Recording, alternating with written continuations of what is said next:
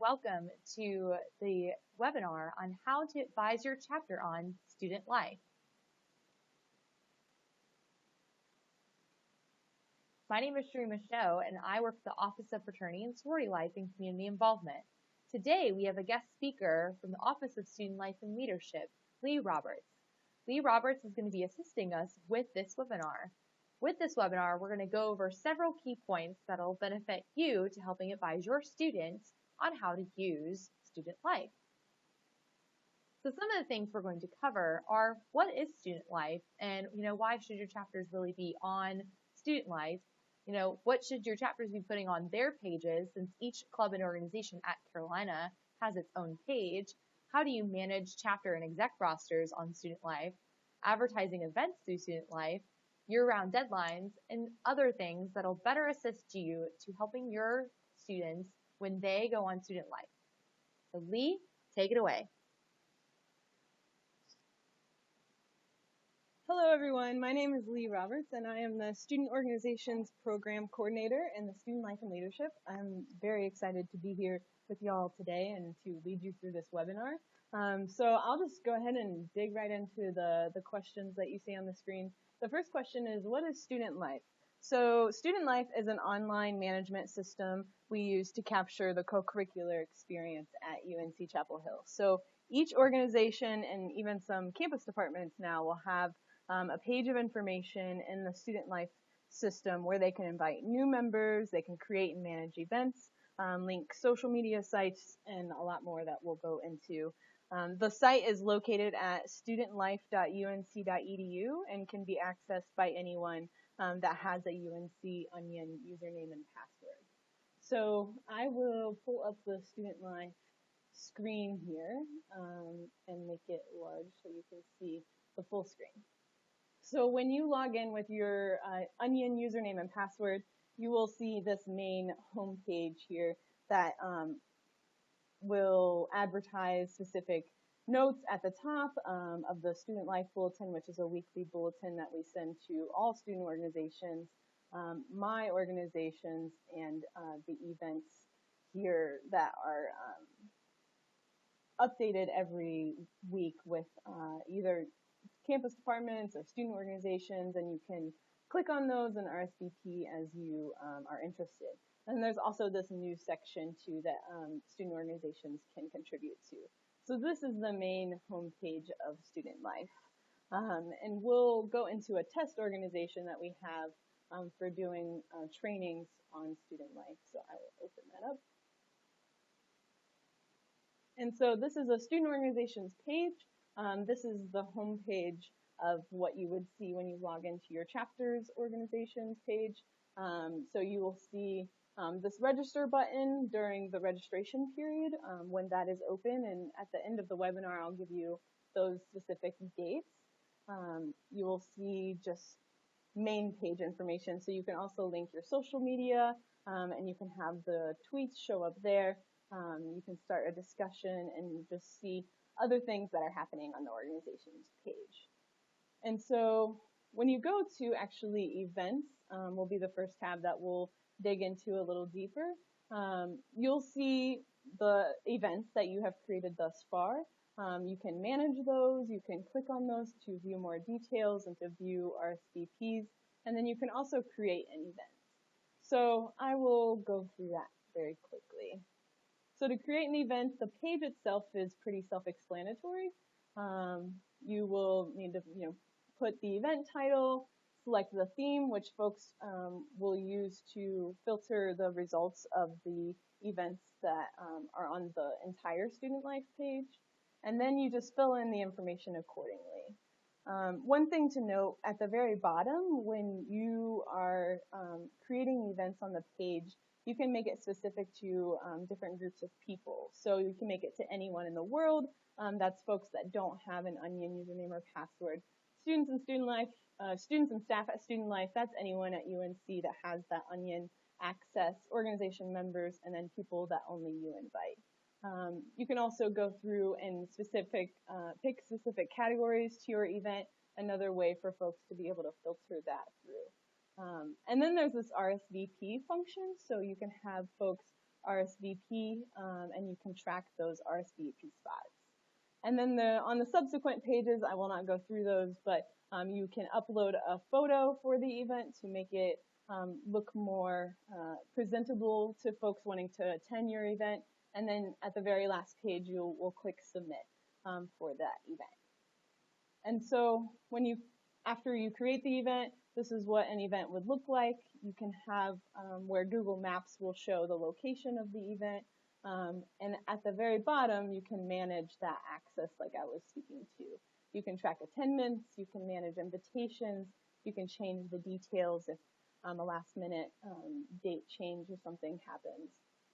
And then this is the easiest way to view the RSVPs, is just clicking view RSVPs, and then folks that would be maybe interested or aren't interested at all, and they can select that accordingly.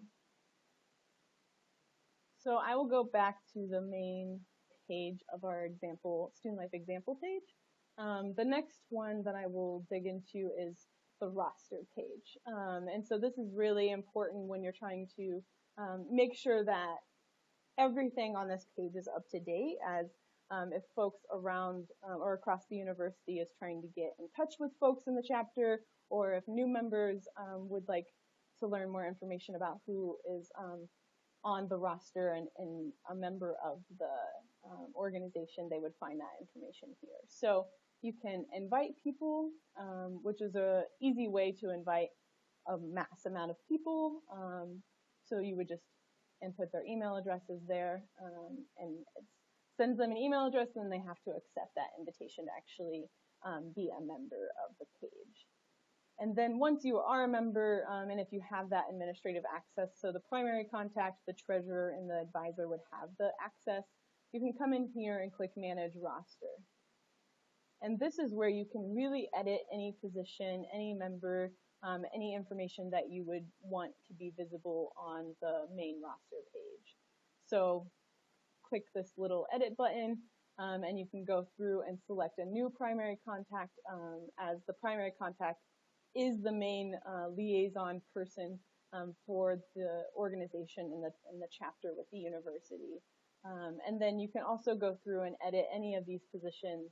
You can edit them to be an organization officer. You can create those positions. You can really make the roster page whatever best suits your organization's needs. And then you can also manage the positions and make specific positions have specific administrative access, and edit those as you see fit. So you would just click Organization Officer, and you'll see a little bit more in depth of what type of access that person would have, and you can change that accordingly. So I will just cancel that so we don't change anything. And so just at the very bottom, I didn't touch on this, but this is where the total list of members are, and you can use the search function if there are quite a bit of folks in your organization. You can also message all of the members of the organization, so you can create a relay message, which is essentially an alternative to a listserv. So you create a relay and you'll pick specific organization officers, or you can pick specific members or all members, and then you can send that via email. And then you can also send it via text message if the organization members actually have that information in their membership profile. You can also upload photos and change photos, such as like the cover letter, and just make this page all that you want it to be.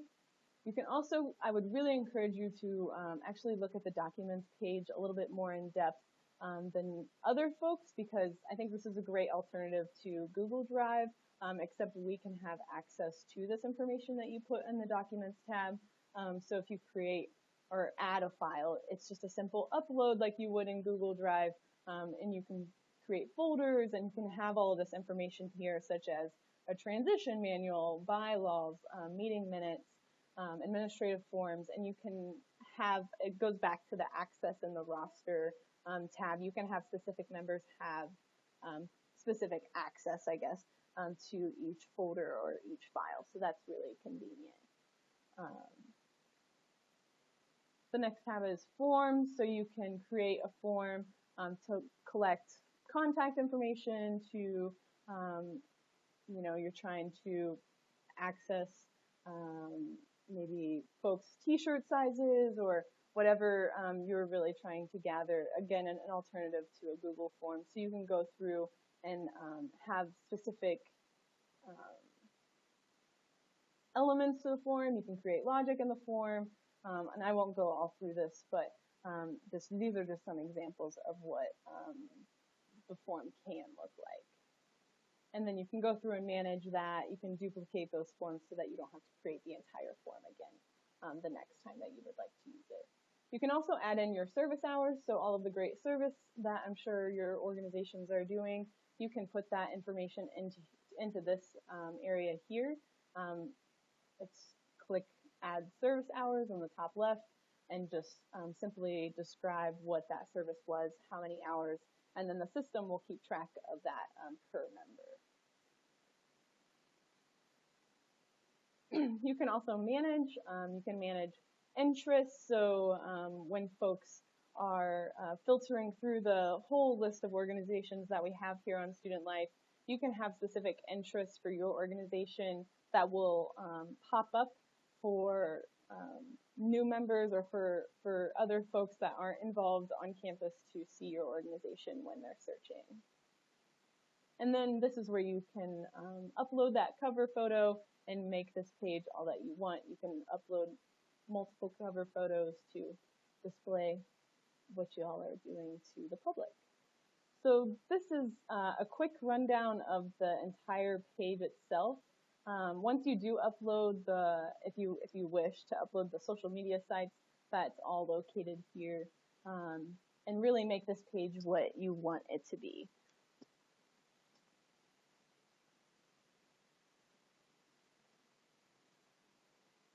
So I'll quickly go through a few year-round deadlines that I think are important for student organization advisors to be aware of. So the fall registration period will typically happen August 15th through September 30th. And so we make that communication happen directly in the fall, as there are two different registration periods for student organizations. So the fall one does happen August 15th through September 30th. Right after we make that initial communication happen with student organizations, the Student Congress Fall Subsequent Allocations will open around August 24th. So that's an important deadline to be aware of. It's obviously a past deadline, but I'm giving you a reference for next year. Then there's always this first day of reservations that events management will host for student organizations. So this is the opportunity for student organizations to come and reserve spaces across campus in general purpose classrooms for the following semester so that you can get those spaces that you're wanting. So that day, first day of reservations for spring semester happens on September 8th, so typically around that time of the year. And then the spring registration period will open up for student organizations December 1 through January 31st of this year. We will hold officer orientations again, and then Student Congress will open the spring subsequent allocations in January 10th this year. And then first day of reservations for the fall semester will actually take place on January 30th. And then the annual report period for our office, Student Life and Leadership Office, for all student organizations is April 1st through May 31st. And then if you would like to be a part of Fall Fest or for your organization to be a part of Fall Fest, those applications will open on June 1st. And so if you have any questions at all, feel free to email me directly. I really encourage you to utilize the Student Life page, use some of those functions that I went through, and please do not hesitate to ask me or any of the staff in our office any questions that you have about the Student Life portal. Thank you very much.